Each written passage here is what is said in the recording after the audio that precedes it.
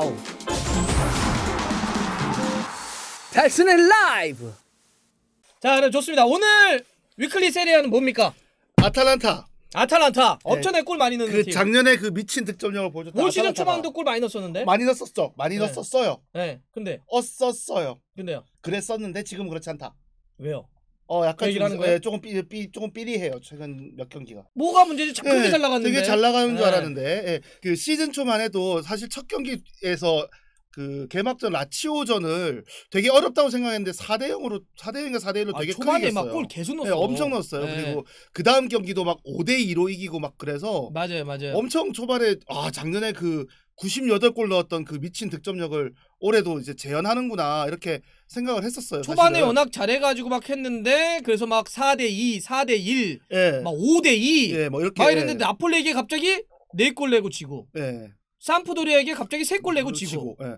새벽에 있었던 아약스와의 챔스도 2대2로 비기고 힘들게 먼저 경기. 2골 내주고 비기고. 예. 그러니까 지금 순위도 그래서 조금 빠졌죠. 6위로 떨어져 있습니다. 자, 지금 보시면 되게 이 아탈란타 형태인데 되게 극단적이에요. 보시면 라치오한테 이길 때 4대2. 극단적이다. 맞아. 딱 좋은 표현이에요. 칼리아리한테 이길 때 5대2. 근데 질 때도 4대1. 3대1. 또 뭐 저기 챔스 첫 경기도 무슨 팀인지 모르겠는데 4대0으로 이기고. 그러니까 골 이길 때도 다득점으로 이기고 이길 때도 다득점으로 이기고 질 때도 다 실점으로 져요.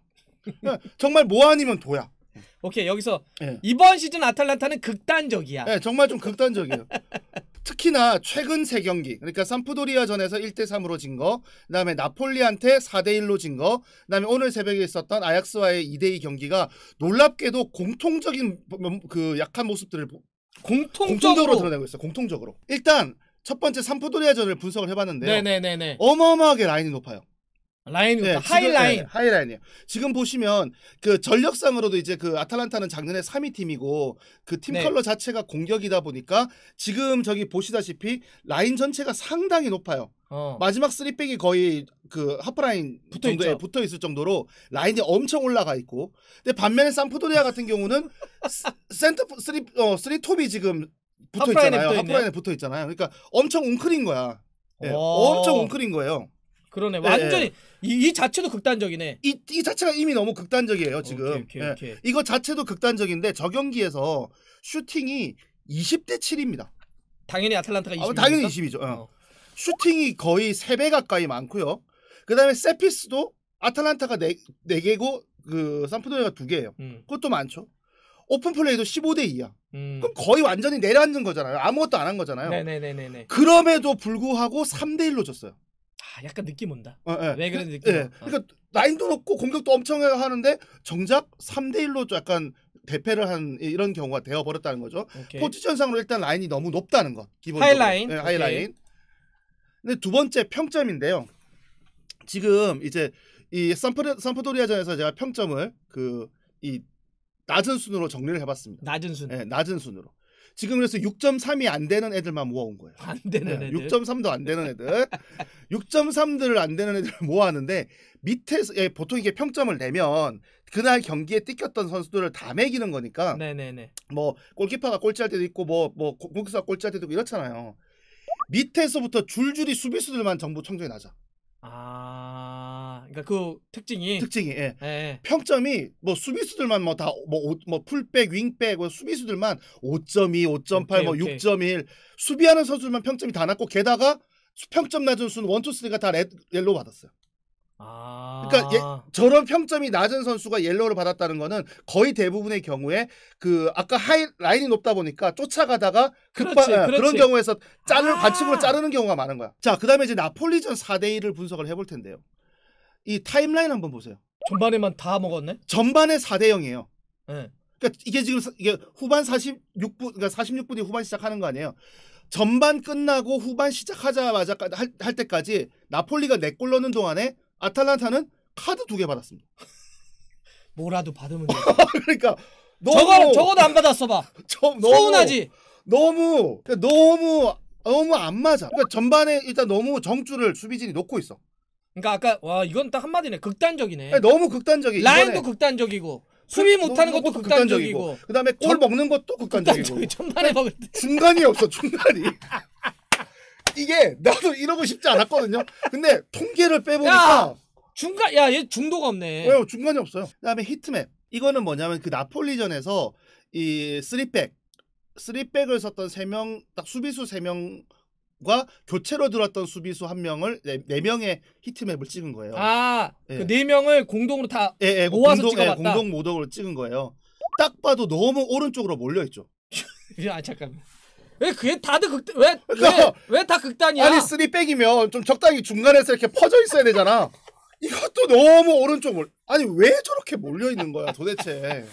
자 그러면 지금까지 살펴보셨던 것처럼 지금 올 시즌에 특히 최근 3경기 동안에 아탈란타가 저렇게 수비에 정주를 못 잡고 있어. 뭐 전반에만 4골씩 내주고 그다음에 뭐 수비 히트 몇 번 이상하게 흐트러져 있고 막 이런 상황인데 그럼 아탈란타가 그러니까 기본적으로 이제 아탈란타를 이제 작년부터 이제 핫해지기 시작해서 사람들이 보면 챔피언스리그 본선 처음으로 올라가서 완전 높으니까 8강 뭐 거의 파리 생제르맹 잡을 뻔했었잖아요. 네네네. 그 정도로 하는데 이제 아탈란타를 보는 사람들이 대부분 하는 얘기가 아탈란타는 수비가 약해서 공격에 비해서 공격이 너무 이렇게 두드러지고 화려하니까 수비가 상대적으로 약할 것이다. 그렇게 평가를 했단 말이에요. 근데 2019 작년 시즌 저거 종합입니다. 지난 시즌. 네, 지난 시즌. 득점이 98골 넣은 건 맞아요. 가장 많은 골을 넣었어요. 근데 실점이 48골이거든요. 그러면 그 골 득실차를 따지면 플러스 50이야. 제일 안정적이야. 아탈란타가 지난 시즌까지 그래도 괜찮았다. 꽤 괜찮아요. 자, 그래서 이 아약스전 여기도 지금 보세요. 지금 초반에 지금 전반까지 그래도 아약스는 득점도 하고 2골 넣고 이런 사이에 아탈란타는 또 전반에 한 게 없는 거야. 2골 내주고 수비하고. 그러니까 막 실점을 내줘도 확 내줘버리네. 그것도 전반 이런 시간에. 챔스에서도. 챔스에서도. 그러니까 수비진이 전반에 이 라인이나 어떤 수비진의 정돈을 못 해요. 그러니까 일단 그래서 자꾸 수비에 대한 얘기를 하는 거예요. 계속 이 부분이 계속 그러니까 이거를 사람들이 아탈란타가 수비가 약한 팀이라는 그 선입견을 갖고 있는데 작년 통계는 전혀 그렇지 않았단 말이에요.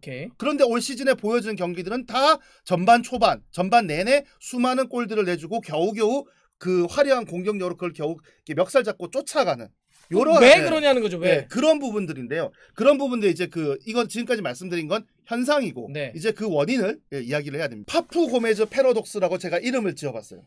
너무 교수님 같이 어려운 거 아닙니까? 좀 쉬운 말로 어떤 의미입니까 저게? 그러니까 패러독스라는 게 있다가 없고 없다가 있고 뭐 이런 거잖아요. 그러니까 고메즈가 그 팀의 주장이고 항상 보면은 평점이랑 따지면 제일 높아요. 제일 높고 핵심적인 선수잖아요. 절대 대체가 안 되는 선수야. 근데 이제 나이도 많고 그래서 점점 이게 작년 시즌만 해도 팀에서 출장 시간이 거의 1, 2, 3로 많고 그랬는데 지금 올 시즌에 5경기 뛰었는데 376분인가를 뛰었어요. 그러니까 평균 내면 75분이야. 그러니까 이제 마지막 한 20분, 25분은 못 뛰는 거예요. 이제 이 플레이어 그 체력 상태 때문에. 그러면은 교체를 해줘야 되잖아. 그래요. 교체를 해주면 그때부터 아탈란타 공이 안 돌아요. 있으면 뭐라도 하는데 체력이 안 되니까 지금 32이거든요 만으로. 그러니까 있으면 뭔가 경기는 풀어주는데 체력이 안 되니까 90분은 못 뛰게 하고. 90분은 다 못 뛰어. 근데 그래서 빼서 다른 선수를 보완해주면 또 아무것도 안 되고. 빼는 순간 아탈란타는 공이 전진이 안 되고 공이 안 돌아요. 쓰자니 체력이 문제, 빼자니 공격이 안 되는 게 문제. 약간 계륵이네. 되게 애매해지는 거야. 쓸 수도 없고 안 쓸 수도 없고 이런 문제들이 좋아요. 드러나는 거죠. 제가 보고 있는 최근 3경기에 그 히트맵을 찍어봤단 말이에요. 분명히 공격형 미드필더인데 저 나폴리전 같은 경우에 맨 왼쪽 위에 지금 히트맵이 온 필드에 다 걸쳐 있어요. 맞아요. 공수를 가리지 않고 지금 다 내려오고 올라가고 이거 너무 많이 뛰어. 심지어 75분 그러니까 만약에 저 플레이를 최소한 절반으로만 줄여준다 하더라도 수비 가담을 조금 줄인다거나 이렇게 조금 아껴서 쓰면은 풀타임을 뛸 수도 있을 것 같은데 지금 그 뛰는 히트맵을 보면 너무 많아요. 너무 필드 전체를 다 커버해. 근데 그게 지금 이 아탈란타 팀의 제일 키 플레이어다 보니까 저거를 빼버리면 저 히트맥을 커버할 선수들이 또 없고 또 저 선수가 어쨌든 제일 핵심 그게 공격이니까 공격형 미드필더라 이런 선수를 넣으면 뭐 경험 부족이라든지 뭐 어떤 팀 플레이 이런 걸로 인해서 공이 안 돌고. 그럼 이거는 그 알레한드로 고메즈의 딜레마 정도. 딜레마야, 완전 딜레마네. 딜레마야. 딜레마라는 표현이 좀 더 맞겠다. 자, 거기다가 지금 이제 그 이번 그 여름 겨울 이적 시장에 이제 뭐 여러 로메로라든지 여러 그 선수들이 들어오기도 했지만 그 앞에서 지금 파푸 고메즈 얘기를 하고 있잖아요. 고메즈의 대체 어떤 장기적인 대체자로 이제 미란 축구를 데려왔는데 지금 밑에 포지션 보시면은 딱 공격형 미드필더 아니면 오른쪽 미드필더인데 지금 오른쪽 미드필더는 저 자리에 뛸 수가 없어요. 저 자리에 너무 지금 아탈란타에도 저 자리는 넘쳐. 저 자리는 너무 많아. 그러면 저 평점 7.5를 찍는 저 좋은 자리에서 뛰어줘야 되는데 지금 출전이 없고 그 저 정도로 파푸 고메즈가 75분을 맥스로 쓰는 선수라고 한다면 나머지 25분 정도를 커버를 해줘야 되는데 투입이 안 되는 거예요. 그러니까 그 딱 패턴을 보면 전반 내내 끌려다니면서 수비수들이 정줄 놓고 아무것도 못한 사이에 어버버 서너골 먹고 그 후반 시작해서 한 30분까지 바짝 정신 차렸던 시간에 고메즈를 비롯해서 그 화려한 공격진이 서너골 확 몰아넣어서 동점 만들거나 뒤집고 막판 15분은 공 안 들고 그냥 끝나버리고. 이 알렉세이 밀란축구는 그러면 뭐 부상은 아닌 것 같아요. 부상은 아닌 것 같고요. 왜냐하면 지난번 챔피언스리그 미트윌란 경기 때는 막판에 조금 졌단 말이야. 부상은 아닌 것 같아요. 근데 아직 그러니까 뭐 이제 막 들어오다 보니까 이제 뭐 의사소통이라든지 뭐 어떤 팀플레이라든지 이런 것들이 잘 맞아 들어가지 않고 있는 것 같은 느낌이에요. 그러니까 저 미란 축구가 어떻게든 고메즈의 부담을 덜어줘야 되는데 전혀 덜어주지 못하고 고메즈한테 가중되는 부담은 더 커지고 고메즈는 나이도 더 먹고 뛰는 필드도 넓어지고 히트맵도 넓어지고 그러니까 하나의 문제가 계속 물고 들어가는 거죠. 아니 그러면 이제 예를 들어서 허리 쪽에서 알레한드로 고메스가 그렇게 혼자서 체력적인 부담감 때문에 딜레마가 있다고 치면 그건 허리의 문제고 수비가 이렇게까지 더 지난 시즌보다 더 깨지는 건 왜 그런 거예요? 제가 볼 때는 이제 그건 것 같아요. 그러니까 뭐 물론 이거는 모든 팀들이 다 그렇겠지만 아탈란타가 팀 스쿼드가 얇은 상황이잖아요. 얇은 상황에서 챔스까지를 다 돌렸단 말이에요. 챔스에 나간 경험이 없으니까 그래서 이 선수들이 거기다가 작년 시즌 같은 경우는 챔스가 늦게 끝났죠. 회복의 여력이 없는 거예요. 좋은 지적이네. 그러니까 지금 사실 프리미어 리그건 유럽 리그들이 다 지난 시즌 코로나 때문에 쉴 팀이 별로 없어가지고 올 시즌 난리 나잖아. 순위가 다 거의 웬만한 유럽들이 다 뒤죽박죽인데 특히나 지금 스쿼드가 얇은 팀들 그 얇은데 챔피언스리그나 유로파를 늦게까지 치렀던 팀들이 초반에 엄청 고생하고 있거든요. 그러니까 지금 아탈란타도 사실 그렇게 뭐 멤버가 어마어마하게 두꺼운 팀이 아니니까. 전혀. 그러니까 같은 멤버를 계속 쓰다 보니까 그 멤버들이 약간 지치는 당연히 지치죠. 엔드고. 그러니까 나는 듯한 그런 느낌들도 있는 거고. 그리고 이 전술이 약간 난 읽혔다고도 봐. 읽히기도 했을 거예요. 아까 높은 라인을 얘기했지만 3백 하지만 높은 라인 해놓고 극단적인 공격 축구를 하는 게 있기 때문에 저들은 저렇게. 그러니까 아까 경기하는 것처럼 삼프도리아 다 내려갔다가 자, 볼 끊으면 뛴다. 하나, 둘, 셋, 땅! 그게 사실은 그렇게 이제 이렇게 돌풍을 일으켜 팀들이 두 번째, 세 번째 시즌 때 고비가 오죠. 저 그래서 지금 제목이 저건 거예요. 과연 가스페린과 베르가모의 퍼거슨이 가능할 것인가. 이 고비를 넘기면 가스페린은 정말 장기로 갈 수 있다고 생각해요. 이 고비를 넘기면. 지금 저 통계에서 보시면 2016년부터 지금 아탈란타에서 총 195경기를 뛰었습니다. 가스페린이 감독 커리어에서 가장 많은 경기를 뛰긴 팀이에요. 그러네요. 예전에 제노아에서 잘 그나마 나갔었거든요. 조금 저기 있었고. 그래서 이제 지금 제일 많이 뛴 팀이 됐단 말이에요. 그리고 지금 가스페리니가 그 베르가모라고 하는 작은 도시의 팀을 저기 챔스에도 올려놓고 그다음에 그래서 그 챔스 때문에 이번에 경기장도 게비스 스타디움 새로 짓고 했단 말이에요.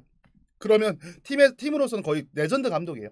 그래서 지금도 이미 많은 대접을 받고 있지만 가스페리니 본인이 조금 더 이 팀을 가지고 뭔가 더 이 커리어를 좋게 끌어나가고 싶다라면 물론 본인의 성향이 공격 성향이라 하더라도 이 수비진에 대한 어떤 정리 문제를 본인이 해결하지 못하면 초일류로 가긴 좀 어렵지 않나. 그러니까 알레그리라든가 콘테처럼 그 정도 레벨에서 다뤄지는 감독으로 가긴 좀 어렵지 않나. 그런 부분들이 있다는 것이죠. 오케이, 이해가 좀 됐습니다. 그러니까 정리를 한번 해보면 아탈란타가 지금 허리 쪽에 있어서의 그 알레한드로 고메스의 딜레마.